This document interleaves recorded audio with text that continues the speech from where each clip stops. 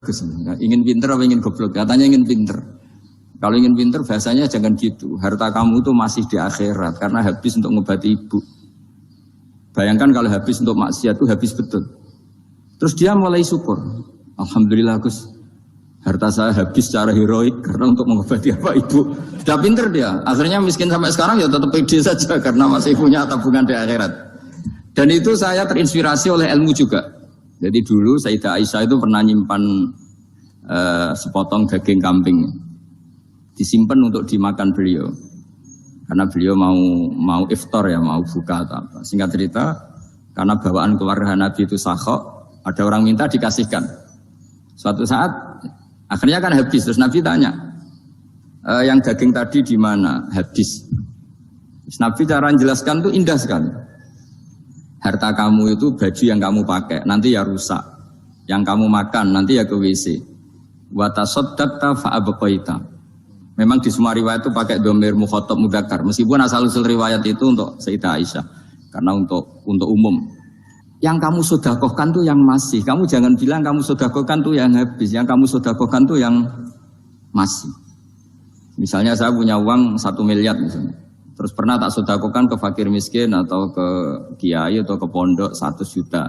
Itu yang mesti masih, karena kadung di luar kekuasaan kita. Kadung lillahi ta'ala. Justru yang masih itu yang potensi nanti untuk hal-hal yang kurang positif. Semenjak itu orang sedekah itu begitu entengnya, karena itu yang masih. Ya tapi tentu sarannya yang tepat ya. Saya sekarang sering kampanye sedekah tepat. Karena misalnya sering saya itu didatangi orang kaya. Sudah dapat gratisan gerutu itu geremeng. Nah ini kita sudah pakai buminya Allah itu gratis, pakai airnya ya gratis, pakai oksigen ya gratis. Kok masih gerutu itu sudah jadi hamba yang nggak bener itu. Dibayangkan kalau kita pakai oksigen bayar, pakai buminya bayar, pakai airnya bayar semua. Kayaknya kita tidak mampu membayar. Dan kita sama Allah hanya disuruh ikrar, disuruh sujud. Pentingnya ilmu satu bahwa itu akan menjadikan satu perilaku. Misalnya begini ya, dulu itu kiai-kiai Jawa zaman dulu itu berpatokan karena dulu pemerintahan Hindia Belanda, seorang lagi masih pemerintahan Hindia Belanda. Itu dalil yang sering diutarakan itu sebaik-baiknya umara itu yang datang ke ulama, terus sejelek-jeleknya ulama itu yang datang ke umara. Tapi semenjak pemerintahan Indonesia dan kemudian ditandai beberapa tokoh kayak Gus Wahid putra Ki Hasyim jadi Menteri Agama, ada Gus Wahid putra Ki Wahab juga jadi Menteri Agama, ada Ki Fathur Rahman keluarga Mbah Maimun, keluarga Sarang juga pernah jadi Menteri Agama. Kemudian bersamaan dengan itu dibangunlah satu pegangan ilmu. Pegangan ilmu ini penting karena ini yang mengilhami semua orang Islam, terutama ya utamanya ulamanya. Ada seorang ustadz, seorang guru ngaji yang karena melihat rata-rata penguasa itu zalim ya, datang ke Harun Ar-Rasyid. Ini perlu disemak, datang ke Khalifatullah atau Amirul Mukminin Harun Ar-Rasyid. Karena beliau seorang raja tentu terduga lah atau ya umumnya atau gimana lah istilahnya itu ya rata-rata ya agak seenaknya namanya raja, namanya penguasa. Ini dalam pikiran ustadz itu tidak mesti dalam fakta. Kemudian si ustadz itu matur, ya Amirul Mukminin, inni nasihun lak famusyaddidun alaika fala tajidanna fi nafsika syai'an. Saya ini mau nasihati Anda, kemudian saya cara nasihati itu keras. Tolong jangan dimasukkan hati. Dia bilang famusyaddidun alaika. Saya nanti kalau nasihati itu keras sekali. Tolong dimaklumi, karena ini penting, karena Anda harus dinasihati secara keras. Tapi sebelum nasihat itu diutarakan, kata Harun Ar-Rasyid, karena beliau Bani Abbas dan beliau orang alim, termasuk muridnya Imam Malik. Kata Harun Ar-Rasyid, uskut, kamu diam Ustaz. Inna Allaha ta'ala arsala man huwa khairun minka ila man huwa syarrun minni. Wa ma'adhalika yaqulu Allahu ta'ala faqula lahu qawlan layyinal la'allahu yatadzakkaru aw yakhsha. Jadi ini sekaligus etika dan norma ya bagi semua dai di Indonesia dan semua kita. Wahai Ustadz kamu diam. Allah Ta'ala itu ngutus orang yang lebih baik ketimbang kamu, yaitu Nabi Musa, ke orang yang lebih jelek ketimbang saya, yaitu ke Fir'aun. Itu saja harus pakai etika faqula lahu qawlan layyinan. Kamu harus ngomong yang halus. Jadi intinya ini Harun Ar-Rasyid komplain. Kamu itu kalau jadi Ustadz ngaji kira-kira gitu. Jadi betapa baiknya orang dulu memahami Quran. Jadi Quran itu dibaca, kemudian kita mungkin baca terus jadi cerita. Mungkin ada yang baca jadi perilaku, ada yang baca kemudian itu mengilhami, membentuk. Nah kira-kira itulah yang membentuk kiai alim di NU, di beberapa pesantren maupun orang-orang alim di luar NU. Asal ngajinya dan bacanya seperti kita, pasti seperti itu. Karena cara berpikir tadi sudah. Jadi akhirnya si Ustadz tadi keluar dan minta maaf, anta a'lamu minni. Ternyata engkau lebih alim ketimbang saya. Jadi kalimat famusyaddidun alika, saya akan keras cara memberi nasihat. Itu yang diket, yang dipotong, yang dibatalkan atau yang diralat oleh Khalifatul Harun ar-Rasyid. Yaitu dikatakan Inna Allaha ta'ala arsala man huwa khairun minka ila man huwa syarrun minni. Yaitu Allah mengutus orang yang lebih baik ketimbang kamu, yaitu Nabi Musa, ke orang yang lebih jelek ketimbang saya, yaitu Fir'aun. Itu pun harus faqula lahu qawlal layyinan. Cara berdakwah harus dengan kata-kata yang halus, yang lembut, yang indah. Dan dengan kata-kata itu diharapkan la'allahu yatadzakkaru aw yakhsha. Semoga yang didakwai menjadi ingat. Sehingga dengan kemampuan ilmiah seperti ini menjadi pegangan bersama bahwa kita sebagai dai atau sebagai tetangga atau sebagai sama-sama warga Indonesia, bawaan kita memang harus faqula lahu qawlan layyinan la'allahu yatadzakkaru aw yakhsha. Kemudian dalam disiplin ilmu yang lain, halus itu tidak kuat. Angin itu ya halus, tapi kalau di manage itu jadi kekuatan yang dahsyat. Begitu juga air dan sebagainya. Sehingga tidak perlu khawatir terus kalau dakwah halus itu tidak punya efek yang signifikan. Tidak juga. Allah Ta'ala itu pengelola angin. Angin itu kekuatannya dahsyat. Sehingga Nabi Sulaiman dikasih kekuatan angin dan bisa terbang kemana-mana. Kemudian sekarang jadi teknologi yang banyak memanfaatkan angin. Mulai rem, mulai apa saja. Sehingga dari cerita saya ini kemudian terus kiai-kiai itu membentuk dakwah termasuk di ekonomi dengan cara yang rileks. Nah cara rileks itu satu tentu dimulai dengan ilmu. Misalnya begini, saya beri contoh. Ketika ada orang melafadzkan kalimat la ilaha illallah, tiada Tuhan selain Allah. Kemudian kalimat ini mungkin kalau orang NU baca itu rutin ya, karena kiainya kelamaan ya yang ikut sambil tidur ya. Kalau tahlil itu disebut kiai tertentu itu mesti yang belakang wah suwi itu kalau kiai itu lama itu. Nah kiainya juga karena jadi lakon ya kan lebih semangat karena pegang mic. Biasanya gitu di NU itu. Kalau khotib mesti semangat karena yang pegang mic, yang dengerin mesti ngantuk karena monoton gitu. Karena yang mendengerin sudah tahu pasti nyuruh baik meninggalkan yang jelek. Jadi ilmunya sudah disimpulkan dulu. Setiap yang tidur di masjid mesti tak tanya kenapa tidur. Ilmunya tidak ada perkembangan, Gus, nyuruh yang baik, meninggalkan yang jelek. Tapi kalau ilmunya agak ada perubahan kan dengar semua pasti nyuruh yang jelek, meninggalkan yang baik. Karena watak manusia itu agak-agak suka fitnah, itu suka geger. Tapi kalau monoton itu mesti enggak itu. Tapi yang menjadi pegangan kita, saya ulang lagi, itu ilmu dulu. Saya ulang lagi itu ilmu dulu. Saya berkali-kali menyontohkan, kalau ada orang kafir, orang yang tidak bersyahadat 70 tahun, kemudian dia bersyahadat sekali saja di akhir hayatnya. Itu kata Allah, qulil ladzina kafaru iyantahu yughfar lahum ma qad salaf. Katakan ke mereka yang kafir, jika dia mau bersyahadat, itu masa lalunya diampuni semua. Sehingga kedahsyatan kalimat ini luar biasa. Orang yang kafir 70 tahun saja, barokahnya la ilaha illallah ini, dosanya bisa diampuni semua. Nah kemudian karena ilmu ini tidak begitu populer atau kurang dipopulerkan atau kita sendiri kurang menghayati, sehingga la ilaha illallah itu lebih dianalisis cara lafadz ini, pelafatannya ada sanadnya enggak ya. Terus cara melafatkan bareng-bareng seperti itu ada tumpengan ini bid'ah enggak ya. Jadi pertanyaannya sudah tidak tentang keramatnya atau sakralnya atau fadilahnya la ilaha illallah, tapi sudah macam-macam.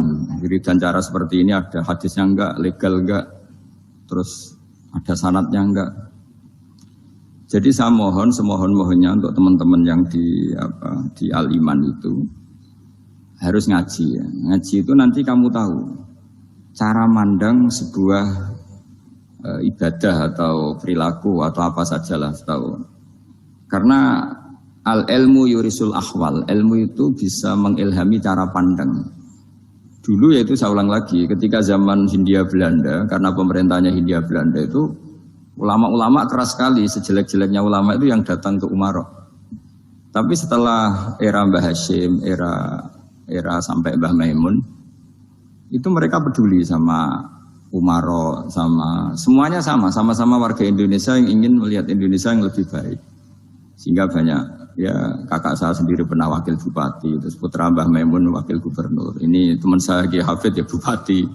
Semenjak itu terus, dan itu nggak lepas dari cara pandang. Yaitu cara pandang diantaranya adalah cerita tentang Nabi Musa yang Allah tetap peduli sama Fir'aun. Sehingga tetap didakwai Nabi siapa? Musa. Dan posisi Musa datang, bukan memanggil. Ya, cuma sampai sekarang tuh belum pernah ke kantor bupatinya Pak Hafid. Karena kadang-kadang orang terus curiga mengajukan proposal, jadi agak repot. Ketemu bupati itu sialnya kiai kan mesti pikirannya orang bupati ini nyangoni, kiai ini disangoni itu. Itu terus kayak kita fakir miskin itu. Jadi makanya saya itu belum pernah datang. Tapi alhamdulillah karena beliau berambisi menjadi wa khairul umara mayatuna babal ulama. Jadi datang tapi sangat ambisius ingin mengalahkan ulama karena dia kalau datang statusnya lebih tinggi. Ya tidak apa-apa, ini tawaduk tapi niatnya agak begitu tawaduk. Jadi datang. Jadi saya sering ke Jakarta tapi ya tadi jarang ya. Biasanya ngajarkan waktu hanya pas saja, tidak kurang tidak lebih. Biasanya ngajar di pondoknya Pak Kures itu di Baitul Quran ya. Hanya ngajar santri-santri itu. Nah, jadi pemahaman Quran dulu itu kata Imam Ghazali itu membaca Quran itu membaca, bukan bercerita. Kalau kamu membaca seperti ini, kunta qori'an, kamu pembaca. Pembaca itu yang mengambil pelajaran. Tapi kalau kamu hanya cerita, itu namanya kunta hakian. Sebenarnya Anda tidak membaca Quran, tukang cerita. Misalnya tadi, cerita Nabi Musa datang ke Fir'aun. Itu kalau kamu hanya cerita, wah dulu itu ada orang namanya Fir'aun, didakwai Nabi yang namanya Musa. Ya itu namanya tukang cerita. Kalau kamu pembaca tidak gitu. Betapa baiknya Allah. Orang sengawur Fir'aun saja inginnya Allah masih ingin diselamatkan. Dengan mengutus Nabi Musa kekasihnya. Itu namanya kunta qori'an. Kamu pembaca betul. Bukan kunta hakian. Kamu tukang cerita. Begitu juga seterusnya tentang Quran ayat-ayat seterusnya.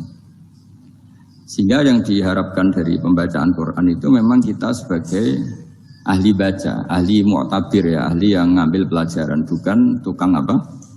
Cerita. Sehingga dulu ketika Sayyidina Umar radhiyallahu anhu ketika membuka Baitul Maqdis atau Baitul Muqaddas dan diajak syukuran, pesta-pesta makan itu. Beliau enggak mau. Ketika ditanya kenapa engkau enggak mau? Alasannya itu langsung beliau baca Quran. Jadi saya punya sekian contoh. Saya ulang lagi, saya punya sekian contoh. Orang-orang dulu dengan Quran itu menyatu, bukan sekedar dihafal tapi menyatu. Sehingga bawaannya itu sudah Qurani, sudah Qurani. Saya beri contoh pertama Rasulullah SAW, nanti Umar kedua. Rasulullah itu pernah nggak makan sampai 3 hari. Terus ditanya oleh sahabat, lalu kekuatan engkau bisa hidup apa? Terus menghentikan al-aswadani, maksudnya itu tamar dan air, hanya makan kurma dan air. Tapi beliau tidak ketemu roti atau tidak ketemu nasi lah kalau orang Indonesia. Ketika hari ketiga dikasih makan oleh sahabat, dipotongkan kambing, kemudian baru makan 3 lukmah. Kira-kira ya 3 asupan nasi, berhenti. Padahal sahabat yang lapar sama dengan Rasulullah itu membayangkan Nabi itu sampai kenyang, sampai apa. Tapi ketika ditanya, seperti ini pun nanti ada hisabnya. Walatus alunna yauma idzin anin naim. Jadi acara makan-makan gini itu nanti ada hisabnya. Nabi nangis. Akhirnya sahabat nggak jadi nerusin makan. Jadi ketakutan orang dulu sama ketika Sayyidina Umar dijak pesta ketika memenangkan Baitul Maqdis itu. Inna wa ta'ala ayyara qauman. Allah itu mengkritik sebuah komunitas kaum karena apa? Adhabtum thayyibatikum fi hayatikumud dunya wastamta'tum biha. Kamu adalah orang-orang yang jatah nikmat kamu sudah kamu habiskan di dunia. Adhabtum itu kalian habiskan jatah kenikmatan kamu di dunia. Wastamta'tum biha, kamu di dunia sudah berpuas-puas. Maka jatah Anda sekarang di akhirat habis. Sehingga Sayyidina Umar enggak mau pesta-pesta karena takut jatah nikmatnya habis. Kata beliau terus astabqi thayyibati, akan saya sisakan sisi-sisi kebaikan saya supaya tidak habis. Torong Jawa itu aja dientek-entekno biar jatahnya masih. Sehingga di dunia kiai itu ya meskipun saya akrab bupati, akrab mungkin wakil gubernur, saya itu ya jarang ketemu. Karena kalau orang Jawa bawaannya ketemu ya makan-makan, guyon-guyon. Gue nak keterusan ras mlebu swarga. Makanya saya pastikan Pak Yusuf Mansur kesini tidak akan saya jamin, biar aja, biar jatahnya masih. Jadi ini bukan karena saya bakhil, biar jatahnya masih. Ya, jadi itu ilmunya kiai. Nah, efek dari ilmu ini dahsyat. Kalau Anda berpikir tentang nasib Anda di akhirat, nanti bawaannya juga tidak akan mudah menyalahkan orang lain, tidak akan menghakimi orang lain karena sibuk dengan dirinya sendiri, tapi tidak dengan makna egois, tapi makna orang baik itu siapa? Orang yang sibuk dengan aib pada dirinya, dengan kekurangan pada dirinya, saking sibuknya mikir aibnya sendiri, tidak sempat mengoreksi aibnya orang lain. Itu awal ilmu. Ilmu itu tidak dimulai dari larangan. Kalau larangan karuan, tidak termasuk ahli surga orang yang suka mengadu domba, tidak termasuk orang baik yang cari kesalahan orang lain. Itu namanya pelarangan. Tapi ilmu itu di atas nahi, di atas pelarangan itu. Kamu punya kesadaran bahwa kamu itu yang penting selamat dulu, jangan memikirkan orang lain. Dengan makna bukan egois, tapi dengan makna supaya tidak menyalahkan orang lain. Nah, saya termasuk ya boleh dikatakan kiai lah, yang paling fanatik bahwa semuanya itu harus dimulai dari ilmu. Ya saya ulang lagi, dimulai dari ilmu.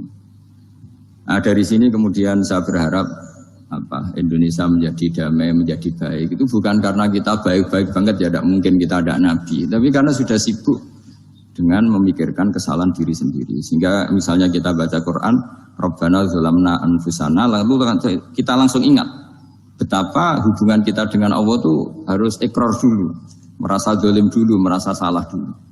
Nah, kalau semua orang merasa salah di depan Allah itu mesti bawaannya agak mudah menyalahkan orang lain, karena kita bilang Rabbana zalamna anfusana. Nah, itulah ilmu-ilmu yang mungkin banyak pembaca Quran tapi hanya baca, atau kalau baca ini tok disebut al-haqi, ahli cerita. Yang dibutuhkan tuh al-qari', pembaca kemudian mu'tabir, kemudian mau beriktibar. Seperti yang dilakukan tadi Harun Ar-Rasyid tadi. Inna wa ta'ala arsala man huwa khairun minka ila man huwa syarrun minni. Wa ma'adzalika yaqulu wa ta'ala faqula lahu qaulal layyin. Ini kamu tidak usah memaksakan musyaddid keras sama saya, karena Allah Ta'ala telah mengutus orang lebih baik ketimbang kamu, yaitu Nabi Musa, ke orang yang lebih jelek ketimbang saya, yaitu Fir'aun. Itu saja harus beretika. Faqula lahu qaulal layyinan la'allahu yatadzakkaru aw yakhsha. Dan alhamdulillah bawaan kita sebagai orang Timur atau orang Jawa itu kalau mau ngandani orang itu halus sekali. Di antara bentuk kehalusan kata-kata diceritakan di ayat lain ketika Nabi Musa ketemu Fir'aun. Dawuhnya begini, fakul apa itu yang di juz 30 yang juz di juz 30 ini yang bagian dari, kan tadi hanya fakul lahu qaulal layyinan. Lahu qaulal layyinan itu bentuknya apa? Ya, bentuknya apa? Itu Nabi Musa disuruh ngendikan sama Fir'aun. Apakah kamu mau saya nasihati? Fakul halaka ila antazakka. Halaka itu pilihan, hal itu istifham, laka itu otoritatif. Jadi betapa santonya kalimat itu. Fakul halaka ila antazakka. Jadi kalau dimaknani model Pak Hafid, model saya ngaji di sarang itu, halaka onoto iku kedue siro, berhak bagi kamu, berhak bagi Anda. Apakah Anda berhak loh mendapat nasihat supaya Anda jadi orang yang lebih baik? Halaka ila antazakka. Jadi tidak kalimat perintah, tapi kalimat pilihan.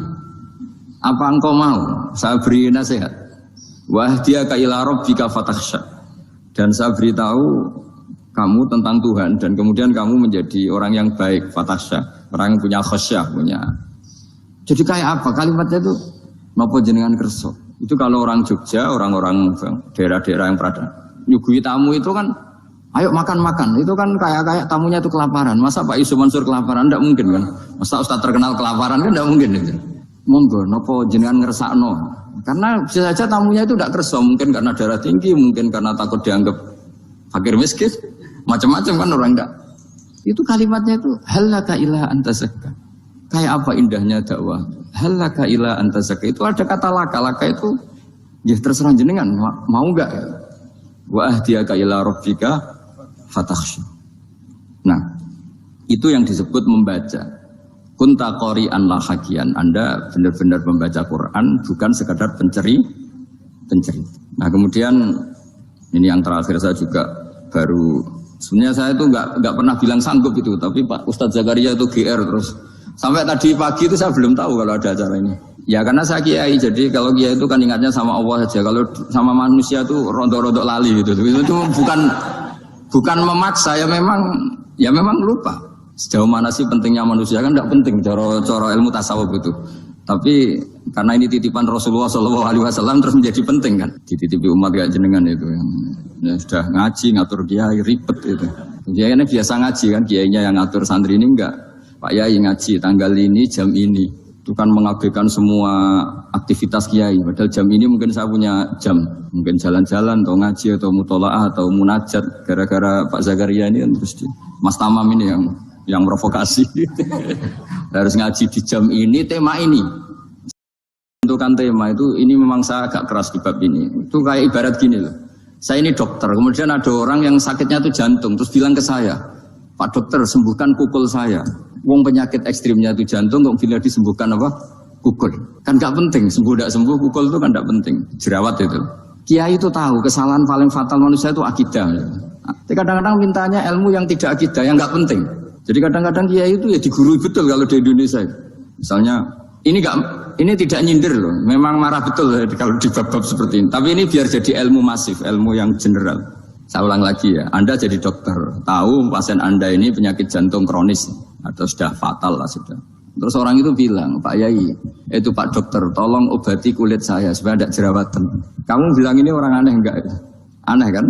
Nah, kiai juga gitu. Saya sering itu ada orang mau haji gitu, Gus doain saya jadi haji mabrur.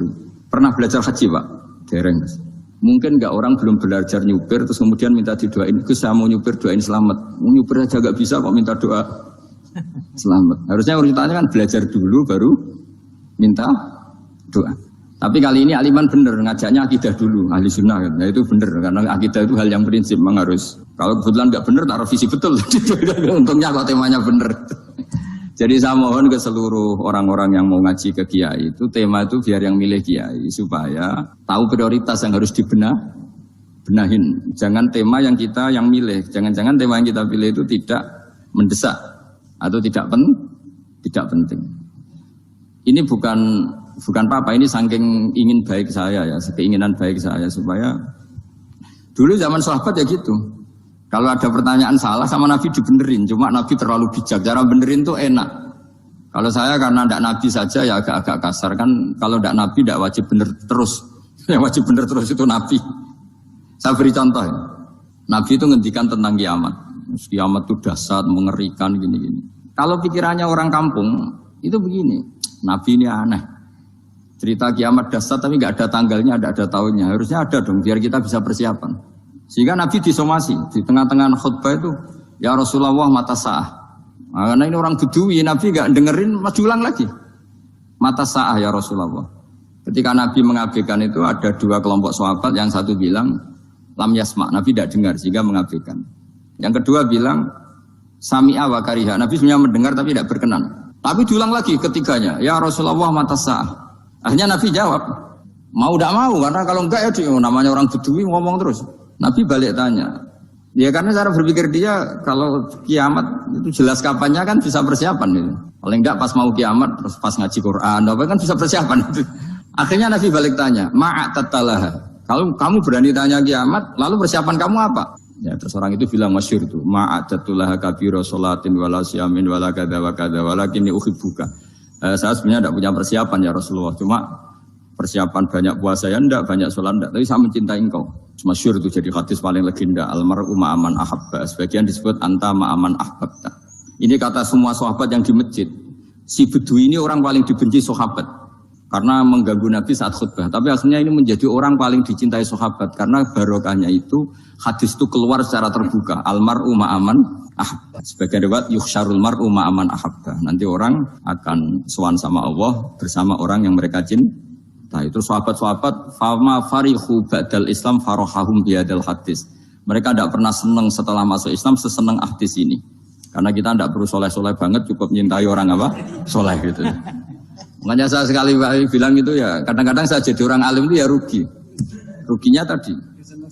Misalnya untuk menjadi orang alim kan harus hafal Quran, ngaji Bukhari, Muslim, Ikhya. Ternyata pengumuman kedua orang nggak bisa apa-apa. Gelombang kedua, para pecinta. Waduh, itu kan repot. Ya. Jadi kita yang jadi orang alim susahnya bukan main. Ternyata disaingi pengumuman kedua. Dan para pecintanya, wah itu kan. Akhirnya ketemu orang-orang nggak jelas tadi. Nah itu ya termasuk farah dalam Islam, farhatul aibin. Jadi senang itu di Islam itu ibadah. Ya kul bi fadlillah wa bi rahmati fa bidzalika falyafrahu. Senang itu diperintahkan Allah. Saya itu sering di kamar, kadang itu nyun sewu kayak gatelan gitu, apa itu. Ya agak kukur-kukur terus merengut saja malu. Malu saya itu dilihat Allah kok kayak agak ridho itu malu. Ya kayak tadi lah, kamu dikasih rumah gratis, kemudian pas yang ngasih datang kamu kelihatan cemberut, itu yang ngasih kan mangkel. Jadi kasih gratis masih cemberut. Sama hubungan kita dengan Allah itu semuanya dikasih gratis. Makanya tabassum, senyum itu ibadah. Kita yang nekuni ilmu hadis. Betapa hebatnya Nabi ngendikan, kalau kamu tidak bisa ibadah yang berat-berat, cukup ibadah senyum. Kadang ngendikan tol qati wajin, kamu cukup berwajah yang indah, yang menyenangkan. Tabassum, senyum. Kalau kamu tidak bisa membalas jasanya orang yang ngasih, minimal kamu senyum, minimal kamu kelihatan senang. Gitu. Makanya senang itu sudah ibadah. Dan sekarang orang untuk senang aja susah. Karena bawaannya nuntut orang lain supaya kayak keinginan dia, bawaannya nuntut, ya ribet. Kalau gitu ya ribet. Makanya saya bilang al-ilmu yurisul ahwal. Ilmu itu diperkuat. Nanti yurisul ahwal, ilmu itu akan membentuk Anda. Dulu beberapa raja itu ya mau luhur karena jadi raja. Punya apa saja. Tapi punya penasihat ulama. Itu ya nasihat itu sederhana. Ada seorang raja tanya ke kiai, gimana dengan semua kerajaan saya? Wah, padahal dia punya apa saja. Jenengan miskin sekali, itu kerajaan seluas ini. Kok bisa aja? Terus ditanya sama si ulama tadi. Andaikan Anda di padang pasir, kemudian kalau tidak minum segelas air itu mati. Apakah Anda akan membeli segelas air ini dengan semua kerajaan Anda? Oh iya, pasti apapun saya lakukan untuk mendapat satu gelas air. Terus la tafrah bimulkin la yusawi sarbatamain. Kamu jangan bangga dengan kerajaan yang nilainya itu enggak sebanding dengan segelas apa? Air. Akhirnya raja itu mikir, saya tidak jadi raja bisa hidup. Tapi kalau nggak minum air, mati. Berarti penting satu gelas air. Akhirnya lama-kelamaan ini anggap kerajaan itu biasa. Ternyata nggak sepenting segelas air. Ya seperti kita lah, misalnya orang nggak punya alpat itu tidak malu. Tapi kalau nggak punya celana itu malu. Kamu mau punya alpat tapi nggak punya celana? Kan nggak mau. Yaitu ilmu. Ilmu itu yurisul ahwal. Ilmu akan melahirkan satu perilaku. Jadi kalau ilmu Anda mantap, pasti syukurnya juga mantap. Gitu. Ya makanya saya termasuk kiai yang selalu mendorong pentingnya ilmu. Bahkan kata Sufyan Ats-Tsauri ngendikan saking pentingnya ilmu ada kata fa'lam annahu la ilaha illallah. Dimulai kata fa'lam. Dan saking pentingnya ilmu itu setiap nabi itu status permanennya itu hanya satu, mengajar. Rabbana wab'ats fihim rasulam minhum yatlu 'alaihim ayatik, membacakan ayat-ayat Allah sampai wa yu'allimuhumul kitab, mengajarkan kitab wal hikmah. Bahkan Allah sendiri wasofa dzatahul 'aliyah bi annahu al-muallim. Yaitu Allah ngendikan Ar-Rahmanu 'allamal Qur'an. Jadi betapa hebatnya pengajar. Allah sendiri mensifati dirinya itu Ar-Rahmanu 'allamal Qur'an. Allah itu Maha Rahman yang mengajarkan Quran. Di surat Iqra juga disebutkan Iqra wa rabbukal akram alladzi 'allama bil qalam. Jadi Allah mensifati dirinya sebagai pengajar. Kayak apa pentingnya mengajar? Karena al-ilmu yurisul ahwal. Ilmu ini melahirkan satu sikap.